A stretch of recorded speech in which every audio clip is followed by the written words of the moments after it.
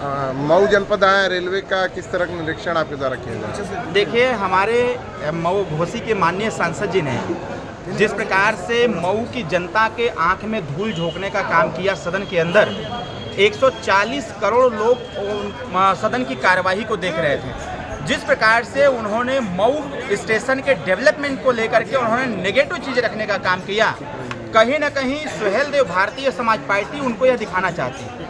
देखिए, उनको हो गया है दिनौनी, एक रतौनी होता है ना, उनको हो गया है दिनौनी, तो उसका ऑपरेशन होना चाहिए, पहली चीज़। दूसरी चीज़ यह है कि वो एक दिन हमारे साथ आवे, यहाँ पर हमारे साथ आकर के यहाँ की इस चकाचौंध व्यवस्था को देखें।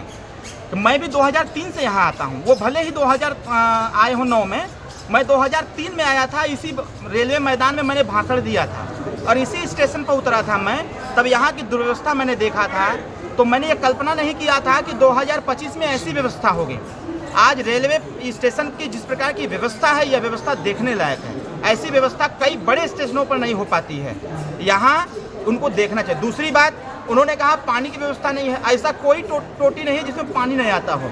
तीसरा, उन्होंने कहा कि यहाँ जो यात्रीगण आते हैं उनके लिए कोई व्यवस्था नहीं। इतना अच्छा छाया की व्यवस्था किया गया है, पंखे की व्यवस्था है, और सबसे अच्छी बात है कि यहाँ रोजगार के अवसर कितने दिए गए हैं। मतलब स्टेशन पर स्टेशन के द्वारा जो रोजगार दिए जा रहे हैं उसको भी दिखाया जा रहा है।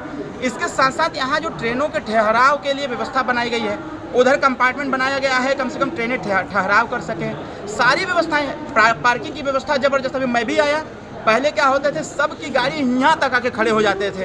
अब ऐसी व्यवस्था बन गई है कि पार्किंग की व्यवस्था उधर हो गई है, मोटरसाइकिल की व्यवस्था हो गई है। रात को इस स्टेशन पर आने के लिए खोजना पड़ता था कि रास्ता किधर है।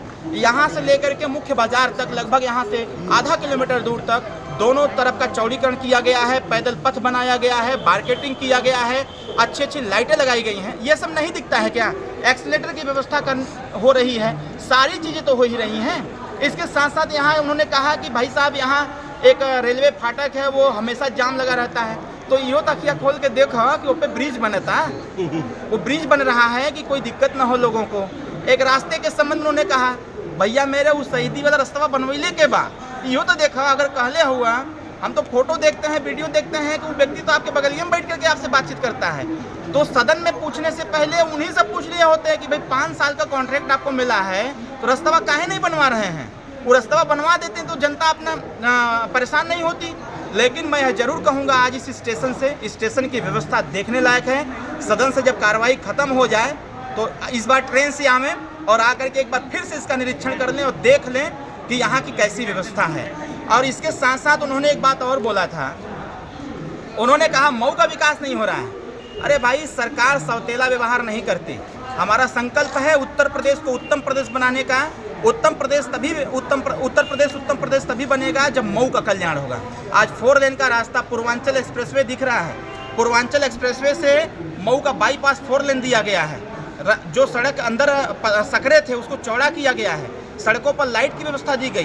पूरे मऊ का ऐसा कोई टाउन एरिया नहीं होगा जिसमें अरविंद कुमार शर्मा जी ने स्पेशल बजट दे करके उसको सौंदर्यीकरण के लिए किया ना हो।